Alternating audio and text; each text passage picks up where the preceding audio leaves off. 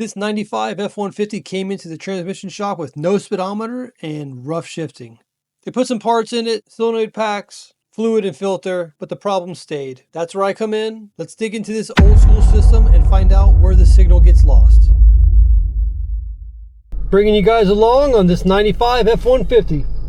It has no speedometer and it has harsh shifts. They did a solenoid pack in it and they changed the transmission fluid and filter, and it still has the exact same problem. They said they put a vehicle speed sensor in it, which is in a differential. It's actually a differential speed sensor. It's an old school vehicle. And it didn't make any changes. They did some ohm testing. Can't find any brakes. They think it's got a bad PCM. So we're gonna help them with that. Now this thing is old. So I did a little research already. And the programmable speedometer odometer module, PSOM, provides a vehicle speed sensor input to the PCM, the speed control servo amplifier, which is for the cruise control, and the instrument cluster itself. The speed signal is used by the PCM to determine shift points and torque converter clutch operation. So the PCM is not receiving that signal. Operation. The programmable speedometer odometer module receives a vehicle speed signal from the differential speed sensor on pin 4 DSS input and pin 5 DSS return. It converts this signal to a standard 8,000 pulses per mile speed output. A vehicle speed signal. Okay, it converts the signal to 8,000 pulses per mile. This output signal is sent to the PCM on pin 3 PSOM plus and pin 6 PSOM negative. So what we need to do, probably is the easiest way, is to make sure the PSOM is receiving its vehicle speed signal, and then that it is outputting a signal to the cluster, or sorry, not to the cluster, to the PCM. The PSOM receives 2 power supply inputs. Okay, no big deal. Whoops. So where do we go? In the ABS diagram, we see that there is a tester, right? RABS data link connector, red and pink, light green and black. So it is left rear of engine compartment. It's right by the hood shock, I believe. Then we have a splice here because it goes to the rear anti-lock brake module. So it goes to the ABS module as well. And it goes to the programmable speedometer odometer module. And we have this here. So what we need to do probably is I'm going to start here because this is an easy access point. I'm going to use the scope. I'm going to get my waveform data. Once I say, okay, hey, I have, this is good, that would probably mean that everybody else is getting what they need. Most likely. That means that these splices are intact. And the PSOM in the cluster is going to get its information, and the ABS module is going to get its information. Now, since this is a 1995, I can't do data. I don't have the tooling for it. I don't generally do this old stuff, but I'm going to give it a shot. I'm going to wing it and see if I can't figure it out without, data or anything like that. It's old school. I'm going to jump on in and be old school. So there's an ABS module. So according to the service information, it didn't mention the ABS module, right? It just mentioned the PSOM, the differential speed sensor, and the PCM. I'm going to say that the PCM is not receiving the signal, but we're going to check that on these pins. So we're going to start easy first. Like I said, we're going to start here. So let me get you guys over there. And this is it right here. Simple enough, right? Nice connector. Test points on these older vehicles are awesome things. There's our light green and black with our pink, red with a pink trace. Now it has these type of pins. I'm going to see if I don't have something that can slide right over top of those.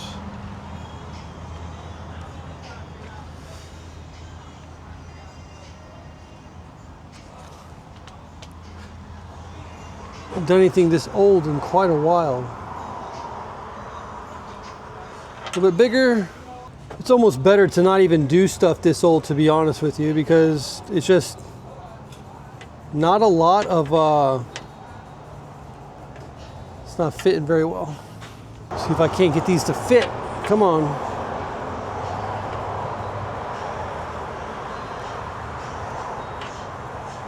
Just snug on there a little bit. You know, it doesn't, there's no resistor or anything in there. It's just a cover. So what I'm doing should be fine.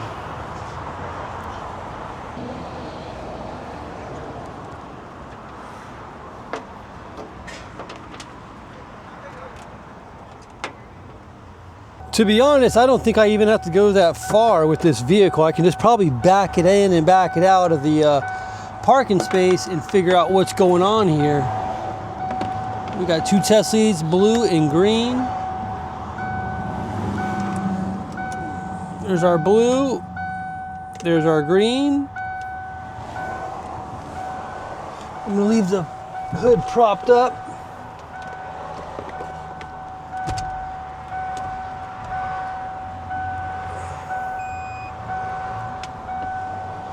All right, let's break the scope out.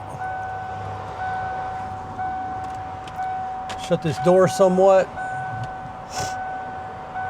Sorry for the dinging. I'll try and get that squared away as quick as possible. Go 10 volts. Let's see if we get anything besides noise.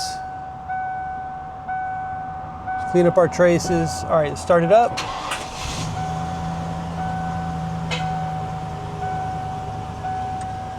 Go to reverse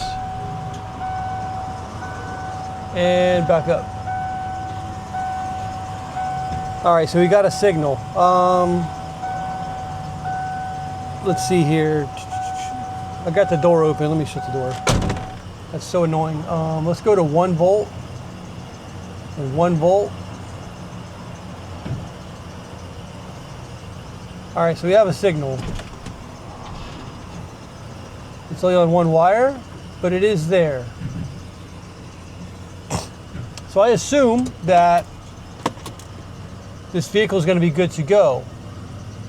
One is, I don't know, it's a ground or a reference voltage or something, I don't know. Probably just a ground.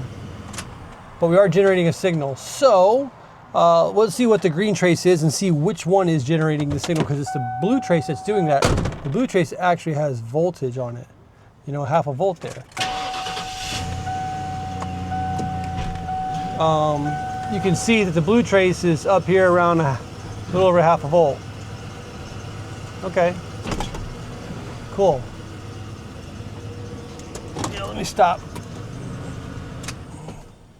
So red with a pink is this wire here, and I just am curious. I don't really care about the axle sensor, but I do want to know, oh, it says high. Okay.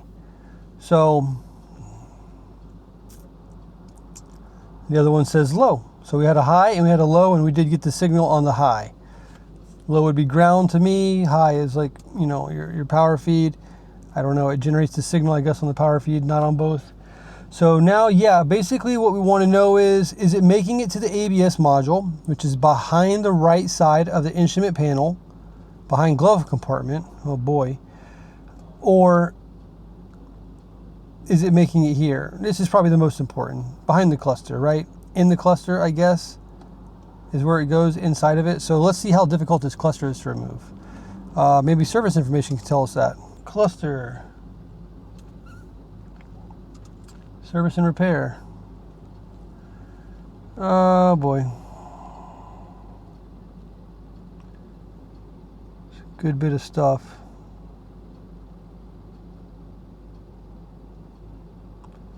All right, let's go take a look at it. My goodness, this thing is a pain in the butt. I'm not trying to take this all apart. I did get it loose enough. I'm on the red and pink wire, as you can see. Now what we're gonna do is, thank goodness for these Phillips probes, you know, look how long that probe is. Okay, so we're back on our blue.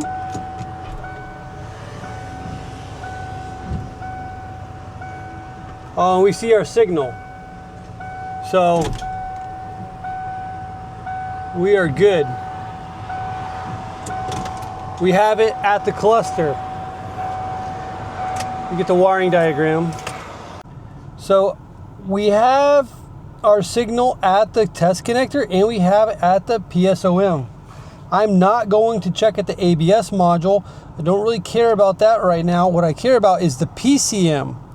So it says that the PCM receives this signal on pin 3 and pin 6.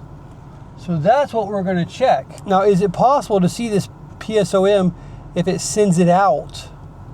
Right? Let's see. I guess we would have to go to the powertrain diagram. This whole diagram stuff is, you know, the way that people think has changed since throughout the years. So when you're trying to work on these older vehicles, you have to like think differently. Okay, PSOM positive, PSOM negative. So what's really strange is this, it goes to ground, and then you have the positive wire near brake speed control servo amplifier. What? So that's not the cluster. All right, what did it say? The output is sent to the PCM on pin 3 and pin 6. Sorry guys. Well, there's 3 and 6. This says ground. This, what? I guess because there's a splice, we must be missing information on the diagram is probably what's going on. Jeez. And our PSOM here doesn't tell us where it's sending that wire out, so technically we would need to go to the PCM. So I don't know if I want to do that. You know, it's just a lot more work. I'm trying to keep this short and sweet, but I'd like to test it coming out of the cluster. It receives the signals from, it converts the signal. The output is sent to the PCM. And then our wiring diagram is just stone cold wrong. So I tell you what, we're gonna give it a shot. We're gonna go OE, try and read this, see if we can't figure it out. We might be able to.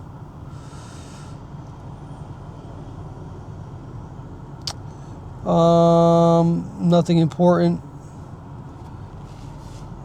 Solid state, powertrain control module. Nothing important. Nothing important. Nothing important. Again, probably nothing important. Map, VIP. I don't, intake temp, I don't see anything important. Cluster, mill light, clutch pedals, engine controls, fuel selector. Oh my goodness, it's not here. Okay, that's fine. What are we gonna do? Cluster? Could try that. Standard?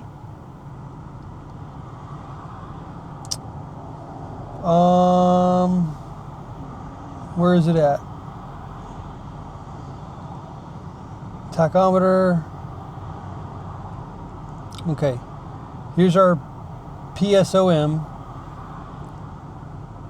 and I assume that it's pin 7, VSS output.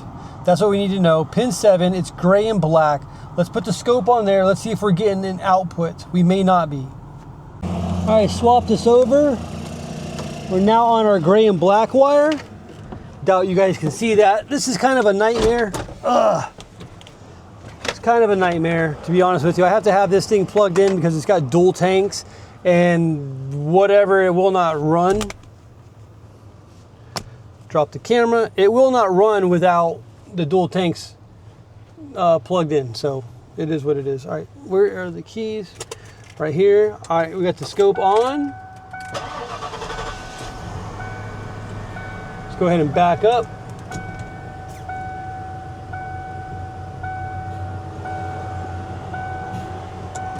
Oh, hold on. All right, that's reverse, sorry. Oh boy, and our green trace has some voltage, but not much.